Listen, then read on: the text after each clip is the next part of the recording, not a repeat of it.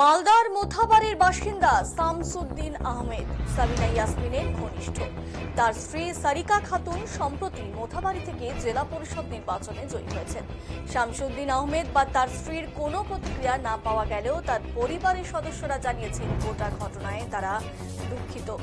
SSC অযোগ্য তালিকায় নাম উঠল মন্ত্রী সাবিনা ইয়াসমিন ঘনিষ্ঠ তৃণমূল নেতা শামসুদ্দিন আহমেদের।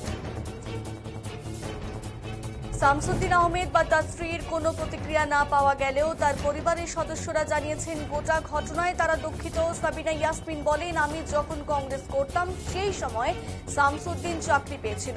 তৃণমূলে আসার পর থেকেই দেখি ও চাকরি করে। কিভাবে চাকরি পেয়েছিল, কেন বা চাকরি গেল, আমি কিছুই বলতে পারবো না। আইনের পথেই চলবে। ওর স্ত্রী জেলা পরিষদে জয়ী হয়েছেন। বিষয়টি নিয়ে তীব্র কটাক্ষ করেছে বিজেপি।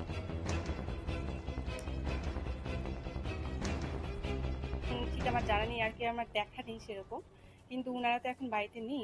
ওনার জামাইবাবু আর কি মারা গেছেন, তো ওখানে গিয়েছেন, ভোরবেলায় বেরিয়েছেন, বাড়িতে আপাতত নেই। এখন আপনারা একটু পরে আসতে পারেন। ঠিক আছে। আপনার দাদা তো চাকরি করতেন স্কুলে, বৈষ্ণবনগর স্কুলে চাকরি করতেন তো গোলাপগঞ্জে। কতদিন ধরে চাকরি করতেন জানেন? বেশ কিছুদিন ধরেই করতেন, কয়েক বছর ধরেই করতেন আর কি। খারাপ লাগছে না? অবশ্যই খারাপ লাগবে না কেন? প্লিজ আপনারা না। আমার নাম নির্বা খাতুন। কি হয় দাদা?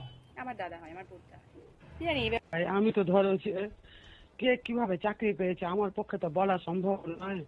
এবার 2018 সালে ধরো যে আমি তৃণমূল কংগ্রেসে এসেছি, আর এটা হচ্ছে 2018 সালের আগে ওদের চাকরি পেতে পারে কি? ও তো অলরেডি করছিল কংগ্রেসের আমলে, মানে আমরা যখন কংগ্রেস করতাম তখন ও চাকরি পেয়েছে। এবার কিভাবে পেয়েছে এটা তো বলতে পারবো না ভাই, কথা হয়।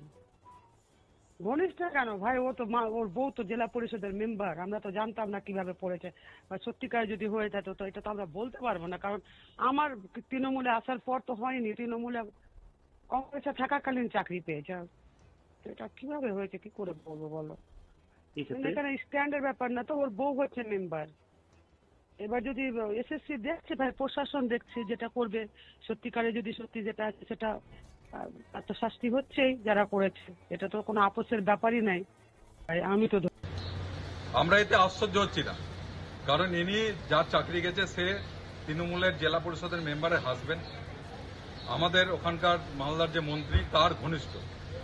এরা সমস্তটাই টাকা দিয়ে সেই নিয়োগ প্রক্রিয়ায় অংশগ্রহণ করেছিল এবং তারা নিয়োগ হয়েছিল।